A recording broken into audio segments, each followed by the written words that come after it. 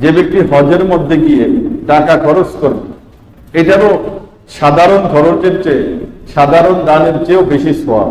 রাসূল পাক সাল্লাল্লাহু আলাইহি ওয়াসাল্লাম ইরশাদ করেন, যে ব্যক্তি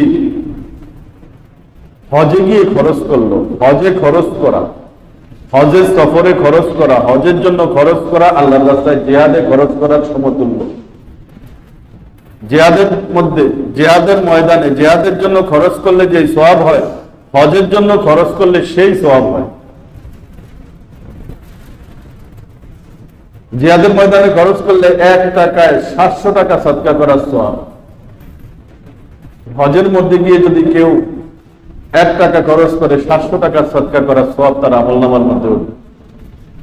অপর এক বর্ণনার মধ্যে আছে, যে ব্যক্তি হজের মধ্যে, হজের সফরে, হজের কার্য সমাধান করতে গিয়ে 1 দিনার খরচ করে, আল্লাহ পাক প্রতি দিনারের বিনিময়ে 4 কোটি দিনার সদকা করার, 4 কোটি দিনার খরচ করার সওয়াব দান করবে।